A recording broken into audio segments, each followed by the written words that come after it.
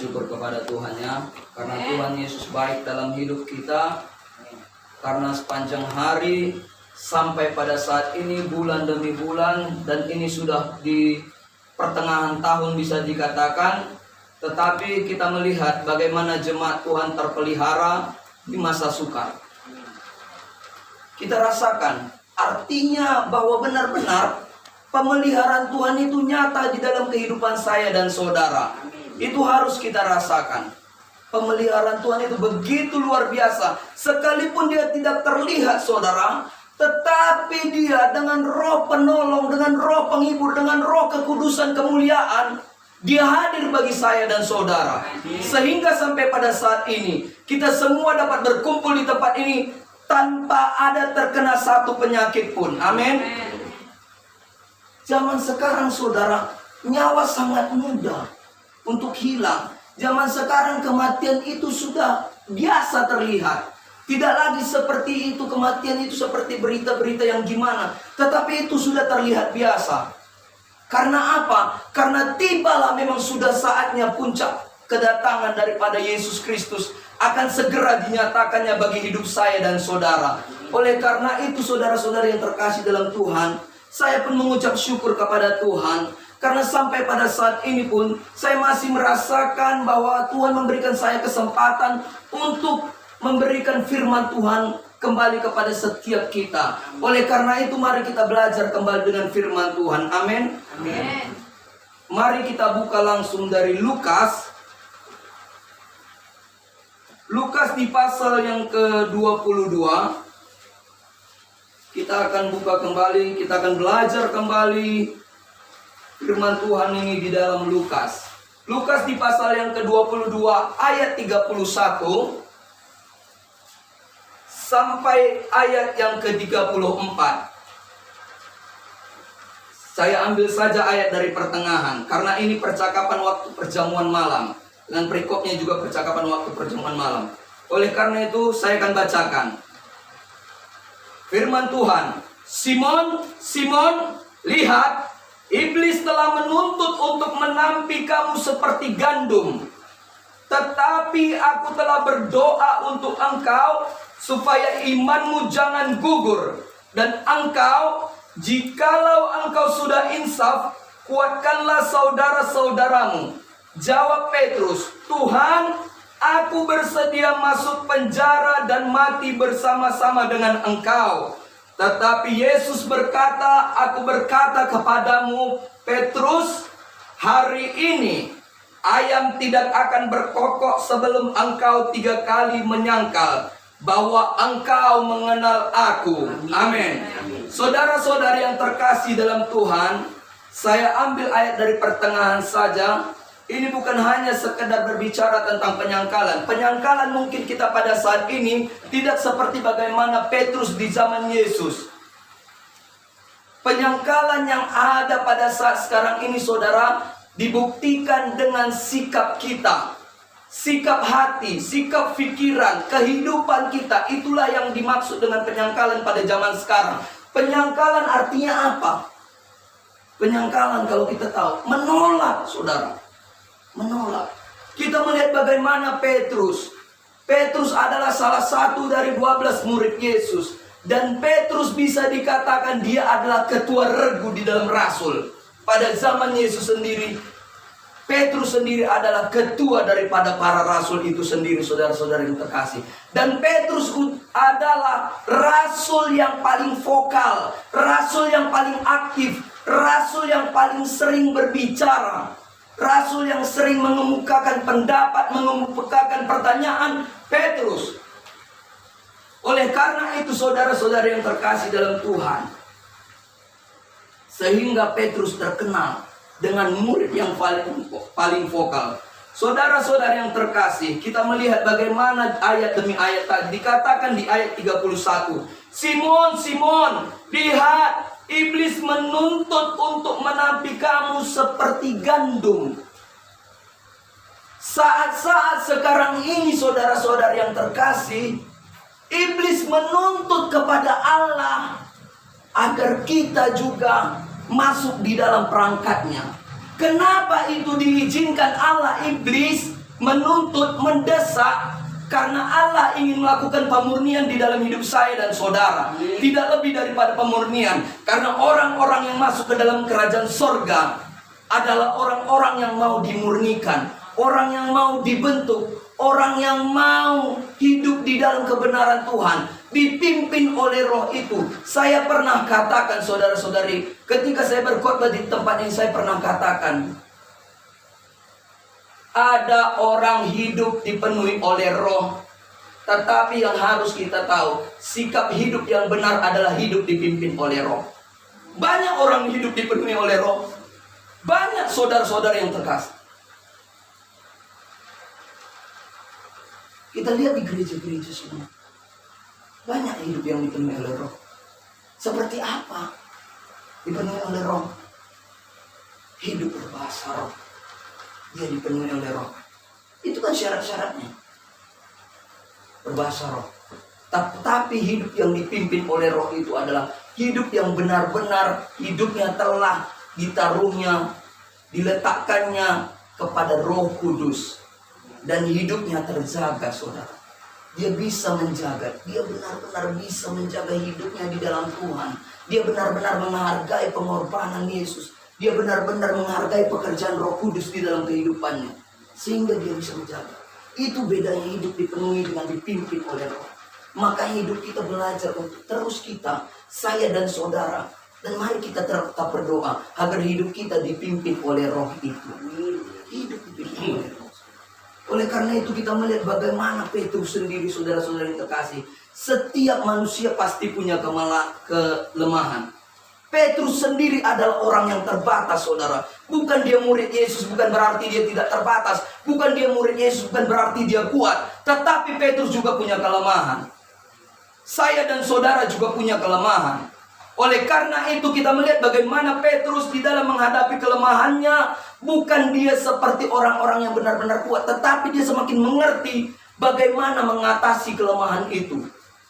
Dia tahu bagaimana, saudara.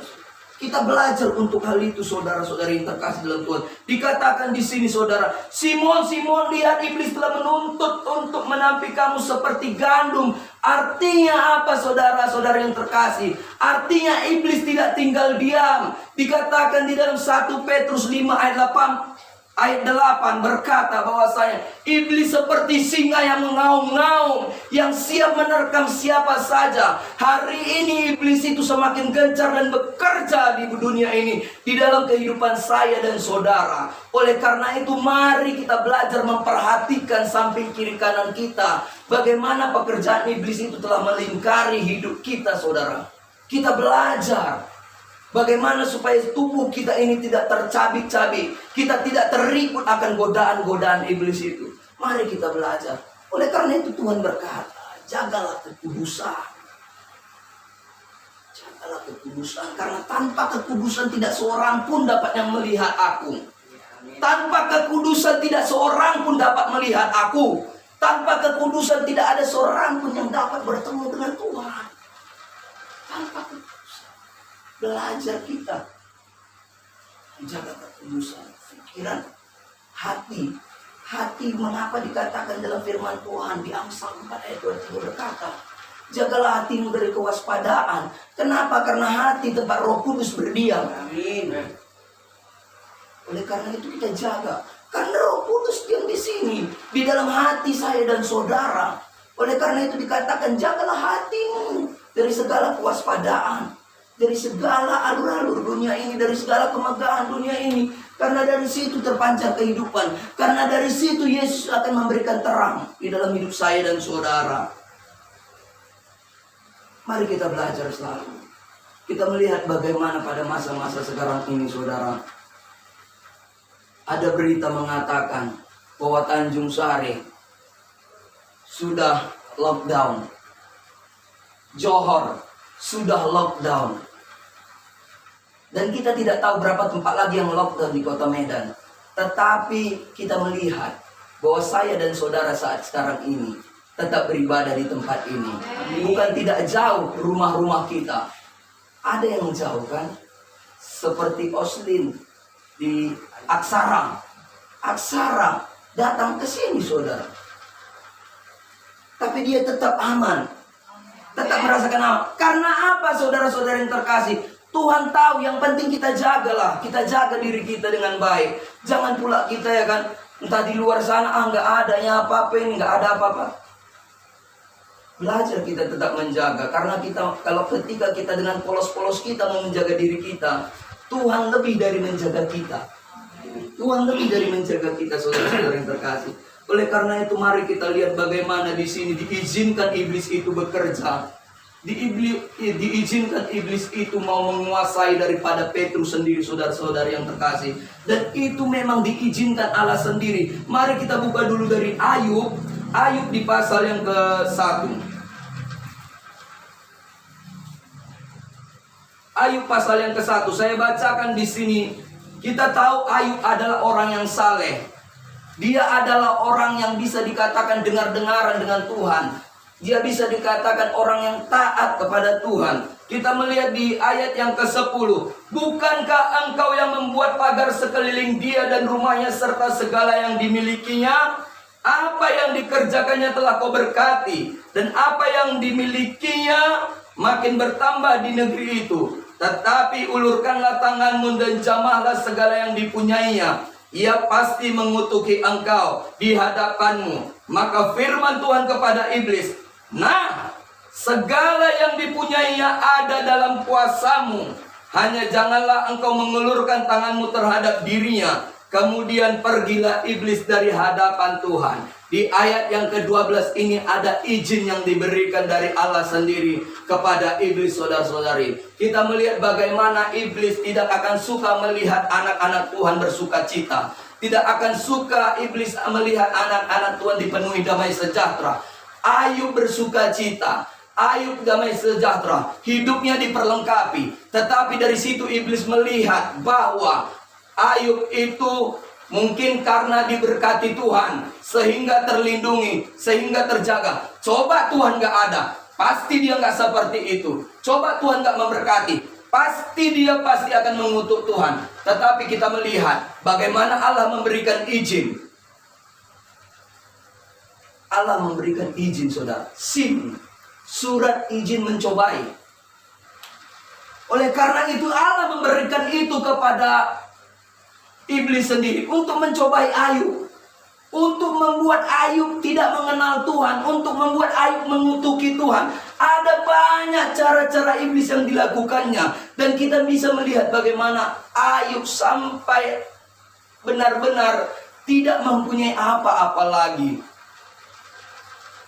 Begitu kayanya, begitu banyaknya hartanya, tetapi ketika Tuhan izinkan sesuatu yang terjadi dalam kehidupannya, Ayub sampai tidak punya apa-apa lagi. Tetapi kita lihat bagaimana yang Ayub tahu, karena mungkin sudah terjadilah yang namanya penyatuan di dalam Tuhan itu di dalam kehidupannya. Oleh karena itu dia semakin mengerti, ini semua tidak ada apa-apanya. Aku harus mendekatkan diri kembali kepada Tuhan dan lebih lagi datang kepada Tuhan. Artinya apa? Ayub tidak jatuh, saudara. Ayub tidak jatuh, imannya tetap terpelihara. Begitupun Simon Petrus. Ini Simon Petrus tidak jatuh, saudara. Dia hanya jatuh, tapi yang jatuh apa? Nyalinya. Tapi imannya tetap terpelihara. Kenapa saya katakan tetap terpelihara, saudara-saudara yang terkasih? Karena dia mengalami kebangkitan. Dia mengalami kebangkitan. Dipelihara Tuhan iman itu. Oleh karena itu bagi setiap kita, saya dan saudara, mungkin kita sudah beberapa kali jatuh, saudara. Tetapi yakin dan percaya, iman kita itu tetap terpelihara. Hanya kita harus bangkit, bergerak kembali, dan kembali menemukan kasih Tuhan di dalam kehidupan saya dan saudara. Ayub sendiri sudah kita lihat di perjanjian lama. Di perjanjian baru kita melihat bagaimana Simon sendiri, saudara, bukan tidak sakit. Dia menyangkal Yesus, saudara. Dia menyangkal Yesus. Perbedaan Simon dengan Yudas, sama-sama memang melakukan penyangkalan, tetapi beda jalan. Yudas mengambil jalan singkat yang dianggapnya pantas. Dia menghabiskan dirinya. Tetapi Simon Petrus Dia mengerti apa yang menjadi kesalahannya, tetapi dia bangkit dari kesalahannya. Itulah yang terjadi pada saat ini, saudara-saudari. Begitu pun dengan kehidupan kita. Mungkin di dalam keterpurukan akan lingkungan kita, mungkin di dalam keterpurukan kita sendiri, saya dan saudara juga saat ini. Tetapi ingat dan percayalah, ketika kita mau berlari kembali mengejar hadirat Tuhan, ketika kita mau datang kembali kepada Tuhan, maka tangan Tuhan tetap terbuka bagi setiap kehidupan saya dan saudara. Tetap terbuka. Jangan pernah berkata Tuhan tidak mengampuni dosa saya. Tidak, saudara. Bahkan di dalam Roma dikatakan dosa tidak diperhitungkan, saudara.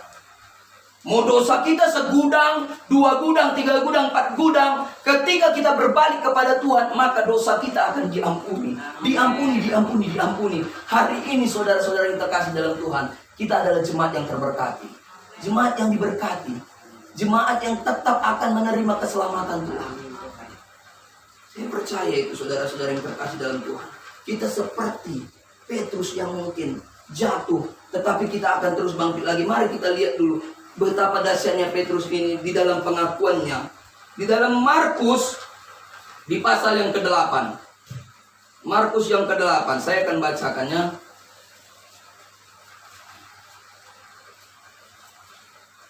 Markus ke-8, pengakuan Petrus, ayat 27. Kemudian Yesus beserta murid-muridnya berangkat ke kampung-kampung di sekitar Kaisarea Filipi. Di tengah jalan ia bertanya kepada murid-muridnya, katanya, kata orang, siapakah aku ini?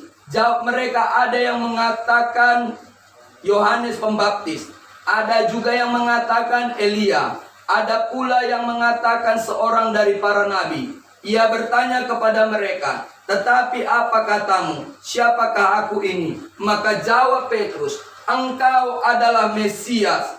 Lalu Yesus melarang mereka dengan keras supaya jangan memberitahukan kepada siapapun tentang dia. Saudara-saudara yang terkasih dalam Tuhan, dari lidah Petrus, dari bibir dan lidah Petrus yang digerakkan Allah, dia berkata bahwa engkau adalah Mesias. Itu bukan pengakuan yang sembarangan, itu bukan pernyataan yang sembarangan, tetapi dia tahu bahwa itu Mesias. Petrus tahu itu Mesias. Petrus tahu itu adalah dari Allah, saudara. Petrus tahu. Dia sangat percaya, dia sangat yakin bahwa itu adalah Allah sendiri. Mesias dari Allah, dikatakan di Injil. Mesias dari Allah. Petrus tahu, saudara-saudara yang terkasih dalam Tuhan. Saya pun berkata kepada setiap kita pasti percaya dan tahu bahwa Yesus adalah Mesias.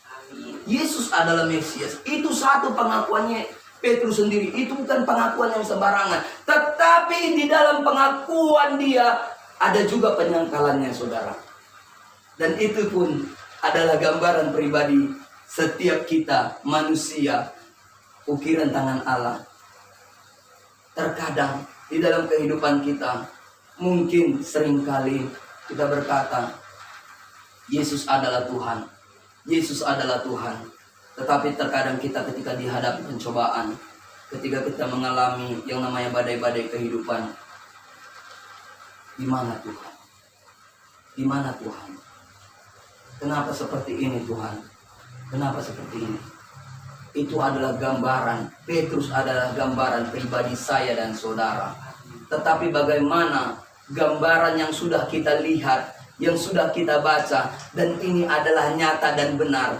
Bagaimana dia bangkit di dalam pemakaian Tuhan pun dia luar biasa, saudara-saudara yang terkasih. Begitupun setiap kita, ketika kita mengalami kebangkitan, ketika kita semakin mendekatkan diri kepada Tuhan, maka kita akan sama seperti Petrus, yang akan terus mengalami lompatan iman. Semakin hari semakin mengalami pemulihan, semakin hari semakin mengalami keberkatan. Hari ini saudara-saudara yang terkasih dalam Tuhan, di dalam penyangkalan pun, Petrus mengerti, saudara, betapa sakitnya ketika dia menyangkal Yesus, sehingga dikatakan Petrus menangis, saudara. Di dalam menangis, saudara-saudari, kita tahu bagaimana kan. Mungkin kita pernah melakukan dosa yang kita sengaja, saudara. Kesalahan yang kita sengaja. Mungkin kita seperti ada rasa tertuduh. Karena Roh Kudus sudah berdiam di dalam. Pasti ada rasa tertuduh. itu salah ya, ini salah ya. Pasti marah kali Tuhan sama saya ya. Kok bisa seperti ini? Ampuni saya Tuhan. Ampuni saya Tuhan, ampuni. Terkadang mungkin ada di dalam kehidupan kita seperti itu, saudara-saudara yang terkasih dalam Tuhan. Seperti Petrus. Tetapi ketika kita menangis, ketika kita mengakui kesalahan kita, ketika kita benar-benar, kalau di dalam kitab lain dikatakan bahwasanya Petrus menangis sambil terseduh-seduh, saudara-saudara yang terkasih. Artinya apa? Ada penyesalan. Di balik penyesalan pasti ada yang namanya pertobatan. Kalau kita menyesal, kita datang kepada Tuhan, artinya kita mengalami pertobatan. Tidak seperti Yudas tadi. Yudas menyesal tapi jalan yang salah diambilnya. Menyesal pun dibilang itu tidak menyesal. Tetapi kita melihat bagaimana Petrus. Ketika dia menyesal, dia tahu jalan mana yang diambilnya. Dia datang kepada Tuhan. Ampuni aku. Dia menangis terseduh-seduh. Saya dan saudara pasti pernah merasakan. Dan saya dan saudara pasti merasa sakit. Pasti merasa menyesal. Aduh Tuhan, bagaimana ini Tuhan. Itulah kita saudara-saudari. Tetapi ketika kita mau mengakui perbuatan kita, kita melihat bagaimana dalam 1 Yohanes 1 ayat 9 berkata, jika kita mengaku akan segala salah dan dosa kita, maka Ia adalah Allah yang setia dan adil. Allah yang setia dan adil, saudara-saudara yang terkasih. Dia tidak memikir-mikirkan lagi banyak kali dosa anak ini, banyak kali kesalahannya. Enggak mungkin saya ampuni. Tidak, saudara. Jika kita mengaku dosa kita, maka Ia adalah setia dan adil, sehingga Ia akan mengampuni segala, bukan setengah, segala dosa kita, dan menyucikan kita, mentahirkan kita, memandikan kita yang telah kotor, kita yang telah berlumpur. Ketika kita mengaku, kita bersujud datang kepada Tuhan, maka Dia akan menyucikan kita dari segala kejahatan. Segala. Tidak setengah, tidak 3/4, tetapi seluruhnya, saudara. Hanya pengakuan, tidak lebih dari pengakuan. Oleh karena itu ketika kita mau mengaku, hari ini ketika kita mau mengaku, segalanya akan dilakukannya. Tidak ada yang mustahil. Kalau kita melihat hidup kita sendiri, saya dan saudara sendiri, tidak ada satupun yang layak masuk kerajaannya. Tetapi apa katanya? Dikatakan di dalam firman, tidak ada yang mustahil. Yesus mengasihi kita. Dia memberikan yang namanya anugerahnya bagi setiap kita, untuk kita masuk di dalam kerajaannya. Dia tuntun selalu hidup kita. Bagaimana domba-domba dituntun oleh gembala. Bagaimana? Begitupun hidup saya dan saudara. Hari ini saudara, segalanya saudara, segalanya. Petrus mengaku segalanya. Tidak dipandang Tuhan. Bagaimana penyangkalannya, dia tidak pandang itu. Jarak dekat, bukan tidak dekat. Jarak dekat Yesus dengan Petrus pada saat penyangkalan itu. Dia melihat bagaimana Yesus disesat, bagaimana Yesus diludahi. Petrus melihat, tetapi saat itu saudara-saudara yang terkasih, imannya sedang diombang-ambingkan, bukan gugur, tetapi diombang-ambingkan. Tetapi kita melihat bagaimana nyalinya pun ciut, saudara. Hari ini saudara-saudari yang terkasih dalam Tuhan, bagi kita pada saat ini mungkin ada saudara-saudari kita yang mungkin diombang-ambingkan imannya. Tetapi kita melihat bagaimana perjalanan Petrus sendiri, saudara. Ketika dia mengerti dan sadar dan dia dipenuhi roh itu, maka nyali yang ciut tadi gugur. Hari ini ketika Roh Kudus yang menuntun kita sendiri, maka nyali kita yang ciut itu akan gugur, saudara. Nyali kita yang ciut itu akan gugur. Kita yang tidak punya keberanian, kita yang tidak punya keberanian untuk melangkah di dalam Tuhan, yang mungkin kita merasa bahwa firman Tuhan berkata bahwa menjadi seorang Kristen akan mengalami penderitaan. Mungkin kita berpikir, aku akan mengalami penderitaan nantinya. Mungkin kita akan berpikir, mengikut Tuhan sulit sekali. Tidak, saudara-saudara yang terkasih. Tapi kita mau belajar. Tuhan ingin melihat. Belajar, kita mau belajar dan belajar. Tuhan tidak minta yang lain. Petrus mau belajar dari kegagalan. Petrus mau belajar dari kegagalan. Bagi setiap kita pun, kita pasti akan belajar dari kegagalan-kegagalan yang ada di dunia ini. Kita akan terus belajar. Oleh karena itu saya katakan tadi bahwa kita adalah umat-umat yang terberkati, saudara. Maka yang dikatakan di sini ada dua pernyataan penting Yesus di sini. Kita perhatikan dulu ya, di ayat yang 31 tadi bagaimana dikatakan di dalam Lukas tadi, saudara-saudara yang terkasih. Di ayat 31 bagaimana ini dikatakan bahwa lihat, iblis telah menuntut untuk menampi kamu seperti gandum. Artinya saudara-saudara yang terkasih dalam Tuhan, harus ada kewaspadaan, hati-hati dan berjaga-jaga kita dengan pekerjaan iblis di masa sekarang. Di ayat yang ke-32 ini saudara-saudara yang terkasih dikatakan, tetapi aku telah berdoa untuk engkau supaya imanmu jangan gugur. Dan engkau, jikalau engkau sudah insaf, kuatkanlah saudara-saudaramu. Hari ini saudara-saudari, kita adalah orang-orang yang telah menerima keselamatan dari Tuhan. Kita adalah orang-orang yang telah diberkati Tuhan, yang telah dipelihara oleh Tuhan. Saudara-saudara yang terkasih di dalam Tuhan, Yesus sendiri katakan bahwasanya dia telah berdoa untuk para murid, saudara. Artinya apa? Bukan hanya para murid, Yesus juga dari atas berdoa bagi setiap kita.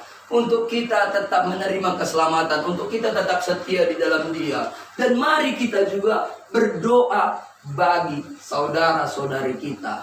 Apabila kau telah insaf, katanya, saya percaya bahwa saya dan saudara di tempat ini telah insaf. Amin. Sehingga kita berdoa buat keluarga-keluarga kita yang lain, untuk keluarga-keluarga kita yang lain, untuk saudara-saudara kita yang lain juga menerima keselamatan sama seperti kita. Karena firman tidak mungkin salah, saudara. Firman tidak mungkin salah. Satu orang diselamatkan, seluruh isi rumahnya diselamatkan. Itu pasti terjadi. Tapi dengan cara Tuhan, asalkan kita mau menjadi perpanjangan lidah dan bibir Tuhan itu sendiri. Saudara-saudari, kita melihat bagaimana di ayat yang ke-62 tadi dikatakan ini adalah satu penyesalan yang benar-benar dilakukan oleh Petrus sendiri, yang dimana penyesalan Petrus di dalam 62 di Lukas 22 tadi, lalu ia pergi keluar dan menangis dengan sedihnya. Hari ini saudara, kita tidak perlu keluar kemana-mana. Kita belajar hari ini, kalau kita merasakan ada penyesalan, saya dan saudara mungkin telah jatuh berulang kali, tetapi kalau ada penyesalan di dalam diri kita dan kita mau datang kepada Tuhan, maka Tuhan pun akan memberikan pengampunan bagi saya dan saudara. Semakin hari, mari kita semakin memuliakan Tuhan, karena sekeliling kita sudah virus. Sekeliling kita sudah virus. Tetapi kita perhatikan bahwa anak-anak Tuhan bukan yang kena pun tidak anak-anak Tuhan, yang bukan. Tetapi kita sadari, mari kita sadari bahwa kita sampai saat ini terpelihara. Kita bukan nggak keluar, kita pasti keluar. Kita nggak mungkin nggak ke pasar, kita nggak mungkin tak kemana-mana seperti itu. Tetapi kita lihat bagaimana betapa baiknya Tuhan itu, saudara. Di tempat kami di Kampung Susul sendiri, saudara-saudari, sudah goncang yang namanya COVID, saudara. Sudah ribut yang namanya COVID. Kami tidak tahu apakah sebentar lagi Kampung Susu pun akan lockdown, saudara. Kami nggak tahu lockdown Kampung Susu atau enggak. Tetapi kita melihat juga sekitar tempat kita ini. Sudah sampai di sini ya Bu ya, lockdown. Nggak tahu kita. Artinya apa? Kalau sudah sampai di situ, kita berdoa jangan sampai sini. Kalau sampai sini lockdown, otomatis ya tinggal kebijakan dari Bapak Gembala untuk gereja ini. Kan seperti itu saudara-saudara yang terkasih. Makanya kita tetap berdoa agar rakyat Medan ditertibkan. Agar rakyat Medan ini kita orang Medan mungkin terkenal ya dengan sedikit agak keras, sedikit anggap remeh dengan COVID. Tapi ya mungkin yang anggap remeh yang belum didatangi COVID ya. Tetapi kita tidak pernah anggap remeh dengan COVID, saudara. Kita tetap mau berjaga-jaga dengan COVID itu sendiri. Oleh karena itu saudara-saudara yang terkasih, mari kita lakukan hidup seperti maunya Tuhan saja. Seperti maunya Tuhan. Jangan adakan pembenaran-pembenaran di dalam diri kita sendiri, saudara. Petrus sendiri melakukan pembenaran terhadap dirinya. Dia sayang kepada Yesus. Dia sayang kepada gurunya sendiri. Guru besarnya, dia sangat sayang. Kenapa pembenaran-pembenaran yang dibikin oleh dia adalah pembenaran dari dirinya sendiri? Dia potong kuping si Malkus. Itu yang terakhir pada saat di Taman Getsemani. Dia lakukan pembenarannya sendiri, saudara. Dia melakukan pembelaan dengan caranya sendiri. Saudara-saudara yang terkasih, jujur saja, saya juga seperti itu. Ada pembenaran-pembenaran yang saya lakukan terkadang di dalam kehidupan, sehingga saya mengalami yang namanya kelemahan-kelemahan mungkin dan Tuhan tidak suka. Tetapi saudara-saudari, saya mau belajar dengan Tuhan. Hari ini pembenaran-pembenaran itu, yang kita merasa itu pembenaran itu adalah baik, yang menurut kita, buang, tuntaskan, jangan bangun Babel di dalam diri saya dan saudara. Tapi kita bangun pembenaran Tuhan. Kemegahan pembenaran Tuhanlah yang kita bangun di dalam kehidupan kita. Kita usir Babel, kita tuntaskan Babel dalam diri kita. Biarkan Tuhan merancang hidup saya dan saudara. Makanya di dalam Yeremia dikatakan, aku telah merancang engkau semenjak engkau dalam kandungan. Di dalam Mazmur 139, Yesus benar-benar, Tuhan benar-benar, Allah benar-benar mengenal saya dan saudara. Mazmur 139 dikatakan di sini, untuk pemimpin biduan Mazmur Daud, Tuhan, engkau menyelidiki dan mengenal aku, engkau mengetahui kalau aku duduk atau berdiri, engkau mengerti pikiranku dari jauh. Sampai seterusnya. Saudara-saudara yang terkasih di dalam Tuhan, dikatakan di sini engkau menyelidiki aku. Ini satu pernyataan dari Daud bahwa dia tahu bahwa Tuhan mengenal siapa dia jauh melebihi dari dia sendiri, saudara. Hari ini kita harus tahu bahwa Tuhan lebih tahu untuk merancang hidup saya dan saudara lebih baik lagi. Hanya kita mari bangkit. Mari bangkit kembali. Mari mengalami lompatan-lompatan iman kembali di dalam kehidupan saya dan saudara. Kita boleh menyangkal. Kita boleh pernah melakukan hal yang tidak Tuhan suka. Kita boleh pernah menggoreskan di dalam diri Tuhan luka-luka. Tetapi ketika kita mau mengaku, ketika kita mau mengalami lompatan seperti bagaimana Petrus, ketika dia mau mengalami perubahan, maka pemakaian Tuhan pun dahsyat di dalam kehidupan Petrus sendiri, saudara-saudari. Hari ini kita pun harus mau mengalami lompatan itu di dalam diri kita sendiri. Oleh karena itu mari kita tetap setia di dalam Tuhan, saudara-saudara yang terkasih. Berbalik kita, sadar kita akan apa yang telah kita kerjakan, seturut tidak dengan maunya Tuhan. Hidup kita harus hidup menurut pembenaran Tuhan saja. Lain dari itu, matikan di dalam diri kita. Itu saja yang bisa firman Tuhan yang bisa saya sampaikan pada saat ini. Tuhan Yesus memberkati kita semua. Saya serahkan kembali kepada pemimpin pujian. Salam.